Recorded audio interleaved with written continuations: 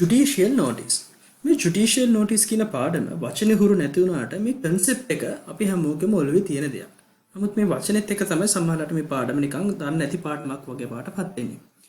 දැන් මේ ජුඩීෂියල් නෝටිස් එකක් කියති. මුලින්ම බලමු මොකද මේ ජුඩීෂියල් නෝටිස් එක කියලා කියන්නේ. Now there are certain facts. So we'll come for the judicial notice part, but let's come for the general rule first. Facts need to be proved before court. Section 3 says fact is proven only when, after considering the matter before the court believes in its existence. යම් කිසි කරුණක් fact එකක් අධිකරණයේ ඉදිරියේදී ඒක prove කරන්න ඕනේ. It has to be proved. Right? ඒක අපි evidence ගෙනල්ලා කරුණ ඉදිරිපත් කරලා අපි යම් කිසි කරුණක් උසාවියේදී ඔප්පු කරන්නට ඕනේ. Right? Then section 3 says fact එකක් prove වෙන්නේ only after considering the matter before the court believes into its existence. court ඒ සාක්ෂි ඔක්කොම අහලා ඉවරලා court එකට හිතනවා නම් මේකේ existence එකක් තියෙනවා කියලා මේ fact එකක් මෙහෙම දෙයක් වෙලා තියෙනවා කියලා. එතකොට court එක මේ fact එක prove වුණා කියලා සත්කනවා. right? ඕක තමයි general rule එක. හැබැයි සමහර අවස්ථාවලදී සමහර කරුණු තියෙනවා අපි අර presumption වගේ. නමුත් ඊට වඩා එහාට ගියපු presumption එකක් නෙමෙයි මේ කරුණ ඔප්පු කරන්න ඕනේ නැහැ. අන්න ඒවට අපි කියනවා judicial notice කියලා. right? judicial notice කියනකොට අපි judicial notice එකක් කියන තැනට එමු. දැන් අපි උදාහරණයක් විදිහට ගත්තොත් එහෙම ජාතික කොටිය කියන එක ලංකාවේ අපි දැන් ජාතික කොටිය ගත්තොත් එහෙමත් නැත්නම් රාජ්‍ය ලාංඡනය ගත්තොත් මේ ජාතික කොටිය කියන එක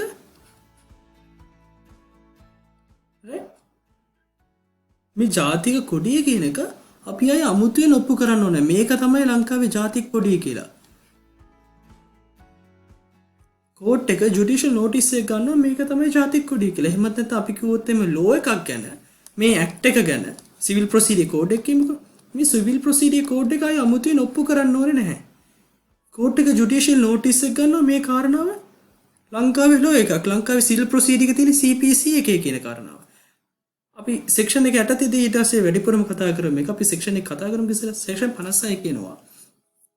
Facts granted in court without need of evidence.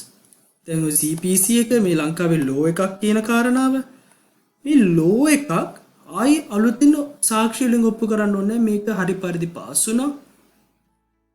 මේක කතානායකවරයාගේ ඇසෙන්ට් එක ලැබුණා. ඔය ආදී විදිහට ඔප්පු කරන්න ඕනේ. ඒක ලෝ එකක් නම් ආයි අමුතුවෙන් ඔප්පු කරන්න ඕනේ නැහැ. ඒකේ තියෙන කරුණු සම්බන්ධයෙන්. Facts which court take judicial notice need not to be proved before the court. එතකොට අධිකරණය විසින් judicial notice කියලා ගන්න අවස්ථා ආයි අමුතුවෙන් ඔප්පු කරන්නට ඕනේ නැහැ. මේකට රෂනාල එක තමයි to save unnecessary delay and cost. දැන් ප්‍රශ්නේ තියෙන්නේ මේ CPC එකේ තියෙන provision සම්බන්ධයෙන්. ආයි මේ CPC එක හරි විදිහට ඔප්පු කරාද? එහෙම නැත්නම් evidence ordinance එක හරි විදිහට හරි process එකෙන් ඔප්පු වෙලා පනතක් විදිහට එළියට ඇවිල්ලා තියෙනවද? ඔය කියන කාරණා අමුතුවෙන් ඔප්පු කරන්න කාලය ගන්න ඕනේ නැහැ. එහෙම වුණොත් unnecessary delay එකක් unnecessary cost එකක් වෙනවා.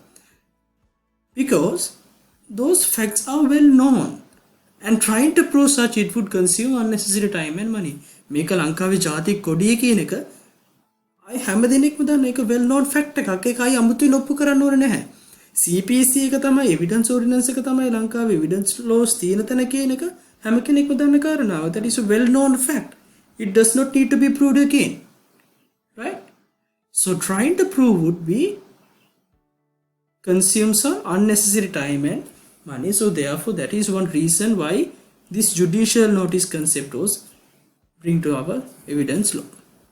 The other thing is as to gain the uniformity of decision.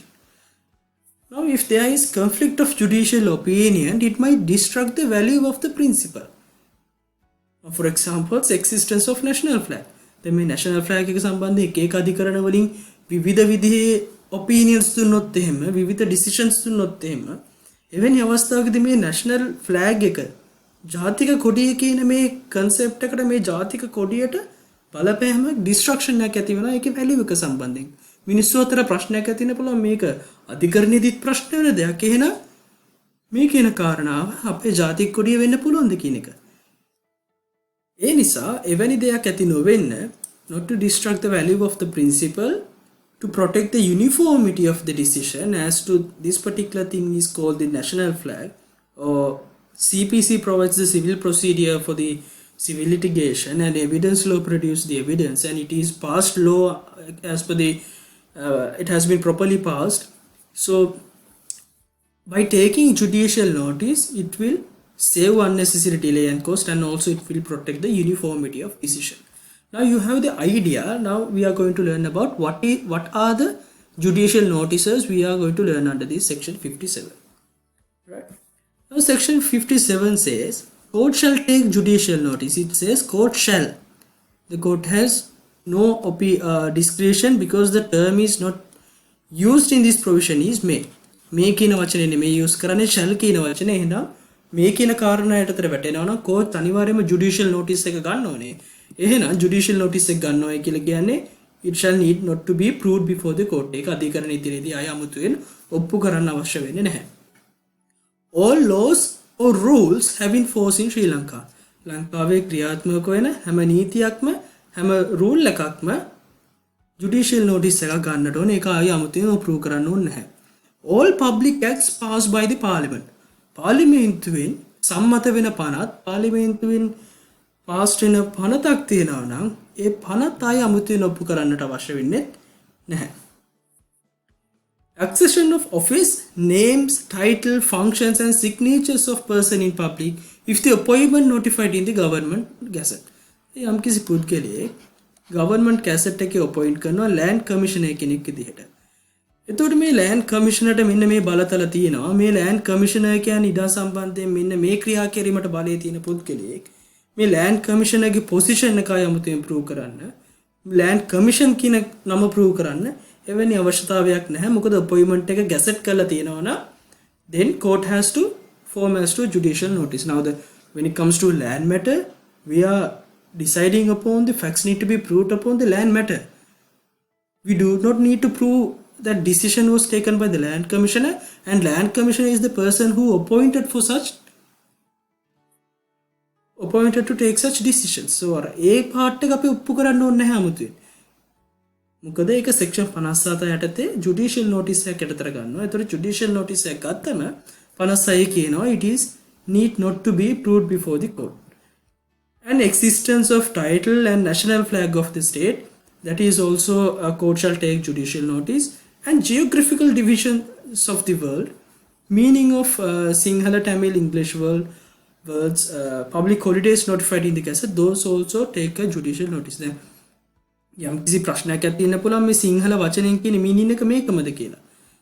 ආගියුමන්ට්ස් ගේන්නට පුළුවන්. නමුත් දැන් අපි සරල විදියට ගත්තොත් එහෙම නීතිය කියන වචනය ගත්තොත් එහෙම ඒකේ මීනින් එක නීතියමද කියලා අපි ආය අමුතුවෙන් ඔප්පු කරන්න ඕනේ නැහැනේ. ඒක judicial notice එක ගන්න ඒ වචනේ තේරුම ඒක තමයි කියලා අපි decide කරලා තියෙන. It is a fact which is well known. ආය අමුතුවෙන් ඒව ඔප්පු කරන්න ඕනේ නැහැ. අර ගැටලුකාරී තැනක් නෙමෙයි නා. So for those matters, it is a long list set out in the section 57. You can go through it. Those are some important areas which have been mentioned in the slide. So in following instances, court shall take a judicial notice, and for such facts, it is not need to be proved before the court. It is already been court considered. It has been proved before the court. Right. Now, in Food and Price Control Inspector versus PSA in a case, it held that person charged with contravening to price control order. Order was made and signed by the Food and Price Controller and published in the government gazette. No obligation on prosecution to prove price control order duly received minister's approval. Then ඉතර පුද්ගලයෙක් අත්අඩංගුවට ගන්න උට වරදක් තියෙන charge එක තියෙන්නේ contravene to the price control order. මිල පාලනය සම්බන්ධයෙන් යම් order එකක් කරලා තියෙනවා. අපි උදාහරණයක් කියමුකෝ පාන් ගෙඩියක් විකුණන්න පුළුවන් උපරිම මිල විදිහට යම් මුදලක් සටහන් කරනවා. අපි කියමුකෝ රුපියල් 50ක් කියලා. එතකොට මේ order එක අත්සන් කළ එක මේ Food and Price Controller අත්සන් කරලා මේක දැන් government gazette එකේ දාලා තියෙනවා. gazette කරලා තියෙනවා. මේක gazette කරාට පස්සේ ආයේ අමුතුවෙන් ඔප්පු කරන්න ඕනේ නැහැ. මේකට මිනිස්ටර්ගේ approval එක ලැබුණයි කියලා. මේක gazette කරලා තියෙනවා නම් අපි කලින් කිව්වා ඒක law එකක් ඒක rule එකක් බවට පත් වෙනවා. එහෙනම් එවැනි අවස්ථාවකදී ආයි මේක අර process එකේ දැන් gazette කරන්න කලින් මේක මිනිස්ටර්ගේ approval එකට එන්න ඕනේ. මේ මුලින්ම මේක ඩ්‍රාෆ්ට් කරනවා ඊට පස්සේ මේක මිනිස්ටර්ගේ අප්‍රූවල් එකට යනවා මිනිස්ටර්ගේ අප්‍රූවල් එකෙන් පස්සේ තමයි ගැසට් කරන්නේ. එතකොට මේ අවසාන ප්‍රොසෙස් එක තියෙනවා නම් ගැසට් කරලා තියෙනවා නම් රූල් එකක් කියලා තියෙනවා නම් ඊට කලින් ප්‍රොසෙස් හරියට වුණාද නැද්ද කියන එක ඔප්පු කරන්න අවශ්‍ය වෙන්නේ නැහැ. දැන් තියෙන එක ගැසට් කරලා තියෙනවා නම් ඒ අදාළ පුද්ගලයාව charge කරන්න පුළුවන් මේ price control order එක යටතේ. මේ දේවල් judicial notice එකක් විතර සලකන්නට පුළුවන් කියලා මේ Food and Price Control Inspector versus PSN case එකේදී කියනවා. තව කාරණාවක් තමයි මේ section 57 සම්බන්ධයෙන් වැදගත් වෙන මේ section 57 මම කියවන ලොකු list එකක් දාලා තියෙනවා කියලා. ඒතර මේ section 57 යටතේ මේ දාලා තියෙන list එක exhaustive ද ඒ කියන්නේ මේ කාරණා ටික විතරද මේ judicial notice එක ගන්න ඕනේ කියන කාරණාව මතුවෙනවා. එතනදී මේ Boxtra case එකේදී කියනවා section 57 provides a list and the list is not exhaustive. මේකට සීමා වෙන්නේ නැහැ. මේක ඇවිල්ලා ගයිඩ්ලයින් එකක් විතරයි judicial notice සම්බන්ධයෙන්. අධිකරණය මේකට සීමා වෙන්න ඕනේ නැහැ. වෙන ඕනම කරුණක් judicial notice විදිහට ගන්න පුළුවන්. It is open to court to take the notice of the facts other than in list. Tendency of modern practice is to enlarge the field of judicial notice. Our courts may and will take judicial notice of matters which English courts take judicial notice. මේ list එකේ තියෙන දේවල්ම judicial notice කියන මේව කරන්න ඕනේ නැහැ. ඒක open to court. court එකට තමයි decision එක තියෙන්නේ යම් කිසි කරුණක් judicial notice විදිහට සලකනවාද කියලා. එතකොට මේ list එකේ තියෙන දේවල් අනිවාර්යයෙන්ම සලකන්න ඕනේ. එතනින් පිට කාරණාවක් වුණත් court එකට කැමති නම් court එකේ opinion judicial notice එකක් විදිහට සලකන්න පුළුවන්. වර්තමානයේදී අර modern practice එක තමයි පුළුවන් හැම කාරණාවක්ම judicial notice එක ගන්න පුළුවන් දේවල් courts tend වෙනවා ඒවට judicial notice ගන්න. මොකද එතකොට අර නඩුවට යන කාලය, නඩු වියදම්, cost of litigation ඔය හැමදේම නැති කර ගැනීමේ හැකියාවක් තියෙන නිසා. general practice එක තමයි ලංකාවේ courts විසින් judicial notice ගන්නේ English courts විසින් අරගන්න judicial notice අරගන්න කාරණා සම්බන්ධයෙන් අපේ courts judicial notice ගන්නවයි කියලා කියනවා. right? ඒත් ඔන්න ඔය ටික තමයි අපේ section 57 යටතේ judicial notice යටතේ ඉගෙන ගන්න තියෙන්නේ. මොන හරි ගැටලුකාරී තැන් තියෙනවා නම් කලින් අවස්ථාවවලදී වගේම ඔයාලට පුළුවන් අපේ 24/7 student care service එක කරා ඔයාලගේ ගැටලුව අපි වෙත එවන්න.